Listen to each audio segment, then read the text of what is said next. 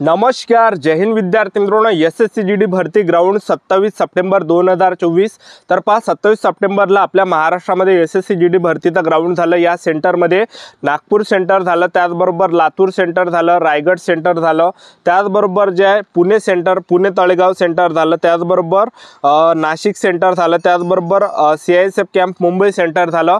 तर या ठिकाणी जे 27 सप्टेंबरला ग्राउंड कशा प्रकार झाले आणि मुलांनी या ठिकाणी कोणकोणत्या चुका केल्या, किती मुलं या ठिकाणी हजर राहत आहे, किती मुलं गैरहजर राहत आहे, उंची छातीमध्ये किती मुलं या ठिकाणी कटत आहे, डॉक्युमेंट व्हेरिफिकेशनला किती मुलं या ठिकाणी कटत आहे, मुलं कोणकोणत्या चुका या ठिकाणी करत आहे। तर 27 सप्टेंबरला एसएससी जीडी भरतीचा ग्राउंड आपल्या महाराष्ट्रामध्ये या 6 सेंटरमध्ये कशा प्रकार झालं, सुरुवातपासून शेवटपर्यंत काय काय प्रोसेस होती, तर संपूर्ण माहिती तुम्हाला आजच्या व्हिडिओच्या माध्यमातून सांगणार आहे। आणि तुम्हाला कोणकोणत्या गोष्टीचं लक्ष ठेवायचं, कोणकोणत्या चुकांनी करायची आहे, तर संपूर्ण माहिती सांगणार आहे। तर आजचा व्हिडिओ खूप महत्त्वाचा होणार आहे। व्हिडिओ शेवटपर्यंत बघा आणि व्हिडिओला आताच लाईक करा। नमस्कार विद्यार्थी मित्रांनो, माझी नोकरी कॉर्नर यूट्यूब चॅनलवर मी गोपाल अनखळे तुमचं सर्वांचं सहर्ष स्वागत करतो। तर मित्रांनो, व्हिडिओचा थंबनेल बघून तुमच्या लक्षात आलं असेल की आपला व्हिडिओ कोणत्या टॉपिकवर होणार आहे। व्हिडिओ सुरू करण्याच्या आधी आपल्या यूट्यूब चॅनलला सबस्क्राइब करा, जेणेकरून प्रत्येक भरतीचे अपडेट तुमच्यापर्यंत सर्वात आधी पोहोचेल आणि जास्त करून एसएससी जीडी भरतीच्या रिलेटेड जास्त व्हिडिओ आपल्या चॅनलवर अपलोड करत असतो।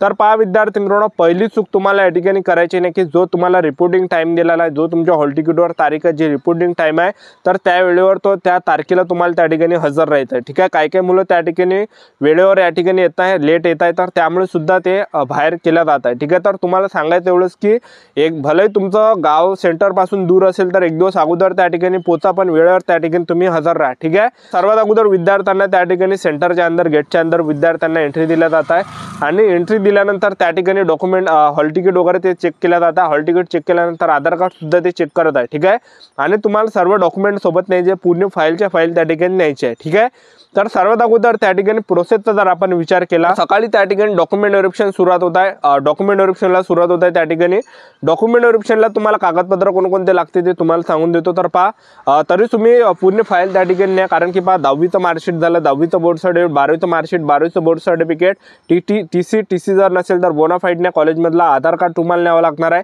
आणि तिचा फोटो तुम्ही सोबत असू द्या, जेणेकरून काही प्रॉब्लेम या ठिकाणी येणार नाही। कास्ट सर्टिफिकेट तुम्हाला न्यायचं आहे, डोमिशियल तुम्हाला न्यायचे आहे, नॉन क्रिमिनल तुम्हाला न्यायचं आहे, EWS आले असाल तर EWS प्रमाणपत्र तुम्हाला न्यायचं आहे, सेंट्रल कास्ट असेल तर सेंट्रल कास्ट सुद्धा तुम्ही सोबत असू द्या। ठीक आहे, जेवढे पण कागदपत्र आहेत सर्व कागदपत्र तुम्ही सर्व फाईल सोबत त्या ठिकाणी न्या। ठीक आहे, कारण की कोणते त्या ठिकाणी कागदपत्र लागू शकते। ठीक आहे, तर एवढे नॉर्मल त्या ठिकाणी डॉक्युमेंट लागत आहे। ठीक आहे, तर सर्वच कागदपत्र तुम्ही त्या ठिकाणी न्या, जेणेकरून काही अडचण आली नाही पाहिजे। ठीक आहे, भले मी जे तुम्हाला कागदपत्र सांगितले यामध्ये काही ना काही सुटू शकते। ठीक आहे, सर्व डॉक्युमेंट तुम्ही सोबत नाही त्या ठिकाणी। ठीक आहे, आणि सर्वात अगोदर डॉक्युमेंट व्हेरिफिकेशन झाल्यानंतर त्या ठिकाणी काय होतं, प्रोसेस उंची छाती ते घेता आणि उंची छातीमध्ये जवळपास 10 विद्यार्थी उंचीमध्ये काटत आहे आणि 5 विद्यार्थी ते छातीमध्ये सुद्धा काटत आहे, 6-7 विद्यार्थी। ठीक आहे, तर उंचीमध्ये 170 सेंटीमीटर उंची लागते। 170 सेंटीमीटरपेक्षा जराशी कमी असेल तर फेल केलं जातं, अपात्र केलं जात आहे। छाती 80 सेंटीमीटर आहे, 80 सेंटीमीटरपेक्षा कमी असेल तर फेल केलं जात आहे। ठीक आहे, आणि एसटी कॅटेगरीचे 162.5 सेंटीमीटर त्या ठिकाणी उंची लागते आणि यापेक्षा कमी असेल तर अपात्र केल्या जात आहे। ठीक आहे, तर फक्त एसटी कॅटेगरीच्या कॅन्डिडेटसाठी फक्त 162.5 सेंटीमीटर उंची त्या ठिकाणी लागत आहे। बाकी सर्व कॅटेगरीचे जर तुम्ही असाल तर 170 सेंटीमीटर त्या ठिकाणी ती हाईट घेत आहे। ठीक आहे, तर पहा विद्यार्थी मित्रांनो, सर्वात अगोदर उंची छाती घेतल्यानंतर ते जे 5 किलोमीटर रनिंगला नेत आहे आणि 5 किलोमीटर रनिंगला खूप कमी मुलं त्या ठिकाणी येत आहे। ठीक आहे, आणि 5 किलोमीटर रनिंग सरळ रोडावर होत आहे या साय सेंटरवर। ठीक आहे, तर नागपूर सेंटर झालं, त्याचबरोबर CISF कॅम्प झालं। ठीक आहे, आणि नाशिक सेंटर झालं, पुणे तळेगाव सेंटर झालं, रायगड सेंटर झालं, लातूर सेंटर झालं। तर या ठिकाणी ग्राउंड कशा प्रकारे होतं, किती मुलं या ठिकाणी हजर राहत आहे, तर ते तुम्हाला या ठिकाणी सांगून देतो। तर पहा, पुणे तळेगाव जे सेंटर आहे, तर या ठिकाणी जवळपास 100 मुलं एका दिवशी बोलावल्या जात आहे।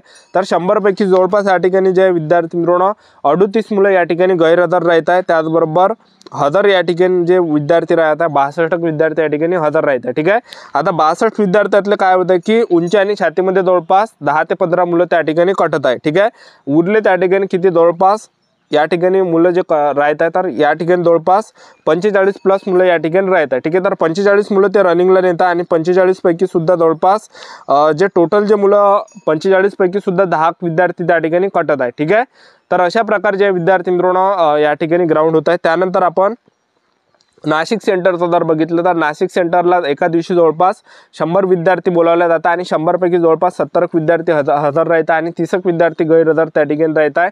उंची छातीमध्ये 10 मुलं कटत आहे आणि जवळपास त्या ठिकाणी 60 विद्यार्थी वाचत आहे ग्राउंडसाठी आणि 60 पैकी जवळपास विद्यार्थी मित्रांनो 40 विद्यार्थी रनिंग काढत आहे आणि 20 विद्यार्थी रनिंगमध्ये फेल होत आहे। ठीक आहे, आणि त्याचबरोबर आपण CISF कॅम्प मुंबईचं जर बघितलं तर या ठिकाणी सुद्धा जवळपास विद्यार्थी मित्रांनो 68 ते 70च्या आसपास मुलं या ठिकाणी हजर राहत आहे। बाकी 30 विद्यार्थी गैरहजर या ठिकाणी राहत आहे, 30-32 मुलं गैरहजर राहत आहे आणि उंची छातीमध्ये सुद्धा जवळपास विद्यार्थी मित्रांनो 15 मुलं या ठिकाणी कटत आहे। ठीक आहे, उंची छाती दोन्ही मिळून। ठीक आहे, तर उरले या ठिकाणी जवळपास उंची छातीमध्ये कटून या ठिकाणी जवळपास जर आपण बघितलं, ठीक आहे, तर यामध्ये जवळपास 50 विद्यार्थी या ठिकाणी राहतात आणि 50 पैकी फक्त 40 विद्यार्थी रनिंग काढत आहे आणि 10 विद्यार्थी त्या ठिकाणी कटत आहे। त्यानंतर आपण नागपूर सेंटरचं जर बघितलं CRPFचं तर त्या ठिकाणी सुद्धा जवळपास एका दिवशी 100 मुलं बोलावल्या जात आहे। 100 पैकी 80 विद्यार्थी त्या ठिकाणी हजर राहत आहे आणि 80 पैकी 15 विद्यार्थी उंची छातीमध्ये कटत आहे। 20 विद्यार्थी त्या ठिकाणी म्हणजे 10 विद्यार्थी त्या ठिकाणी उंचीमध्ये कटत आहे आणि 5 विद्यार्थी त्या ठिकाणी छातीमध्ये कटत आहे। 15 विद्यार्थी या ठिकाणी कटत आहे आणि टोटल त्या ठिकाणी जे विद्यार्थी मित्रांनो जे 70 विद्यार्थ्यांपैकी 70 पैकी जवळपास 40 विद्यार्थी रनिंग काढत आहे आणि बाकी त्या ठिकाणी रनिंग फेल होत आहे। ठीक आहे, त्याचबरोबर रायगड सेंटर जर बघितलं तर रायगड सेंटरला जवळपास 65 ते 70च्या आसपास मुलं त्या ठिकाणी हजर राहतात रायगड सेंटरला आणि त्या 100 पैकी आणि त्यामधले सुद्धा 10 विद्यार्थी कटत आहे। उरले 55 विद्यार्थी, तर 55 पैकी सुद्धा जवळपास 40-45 विद्यार्थी रनिंग काढत आहे, 10 मुलं त्या ठिकाणी कटत आहे। ठीक आहे, त्यानंतर आपण या ठिकाणी लातूरचं जर बघितलं तर लातूरला काय होतं की लातूरला सुद्धा 100 मुलं त्या ठिकाणी बोलावल्या जातात एका दिवशी आणि 100 पैकी जवळपास त्या ठिकाणी 80 विद्यार्थी हजर राहतात आणि 80 पैकी सुद्धा 10 मुलं त्या ठिकाणी उंची छातीमध्ये काढत आहे। उरले 70 मुलं, तर 70 पैकी 50 मुलं रनिंग त्या ठिकाणी काढत आहे आणि 50 पैकी 20 मुलं त्या ठिकाणी रनिंगला काढत आहे। कारण की 5 किलोमीटर रनिंग मारणं जेवढं सोपं वाटते तेवढं सोपं नाही आहे, कारण की भरपूर मुलं ज्या 5 किलोमीटर रनिंगला काढत आहे त्या ठिकाणी, कारण की कसं आहे भरपूर विद्यार्थ्यांची जशी पाहिजे तशी तयारी त्या ठिकाणी झाली नाही, कारण की आतापर्यंत भरपूर वेळ भेटला होता तरी सुद्धा भरपूर विद्यार्थ्यांनी प्रॅक्टिस केली नाही। ठीक आहे, तर भरपूर मुलं ज्या विद्यार्थी मित्रांनो रनिंगमध्ये कटत आहे आणि नक्कीच जो कटाप आहे हा खूप डाऊन जाणार आहे। फायनल जो कटाप आहे जास्त म्हणजे डाऊन या ठिकाणी जाण्याची शक्यता आहे, कारण की पहिलाच लेखी परीक्षेचा कटाप त्यांनी एकदम हाय लावून घेतला आणि भरपूर मुलं त्या ठिकाणी आता फेल होत आहेत। त्या ठिकाणी म्हणजे अर्धे मुलं त्या ठिकाणी कटत आहे, अर्ध्यापैकी सुद्धा मेडिकलमध्ये काही मुलं त्या ठिकाणी कटत आहे। ठीक आहे, तर भरपूर म्हणजे कमी मुलं त्या ठिकाणी क्वालिफाय होत आहे मेडिकल वगैरे, ठीक आहे, ग्राउंड वगैरे, ठीक आहे, खूप कमी मुलं त्या ठिकाणी क्वालिफाय होत आहे, लक्षात ठेवा। तर जास्त चान्सेस आहे मुलांचा यावेळेस सिलेक्शन होण्याचा आणि जागा सुद्धा जवळपास आहे। ठीक आहे, 46,000 प्लस जागा आहे टोटल।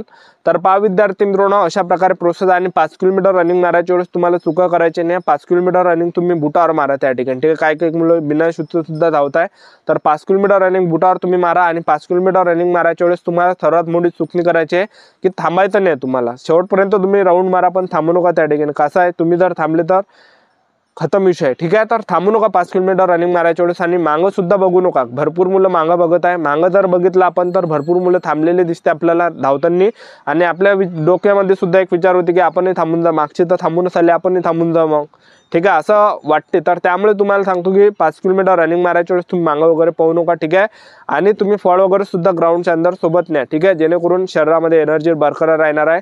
ठीक आहे, एनर्जी ड्रिंक्स वगैरे तुम्ही काही ना काही घ्या त्या ठिकाणी। तर अशा प्रकारच्या SSC GD भरतीचं ग्राउंड झालं 27 सप्टेंबरला। तर ही होती संपूर्ण महत्त्वाची माहिती। चॅनल सबस्क्राईब करून ठेवा, वेळोवेळी अपडेट तुम्हाला देत राहणार आहे। आजच्यासाठी इथंच थांबतो, भेटा नेक्स्ट व्हिडिओमध्ये। जय हिंद, जय भारत।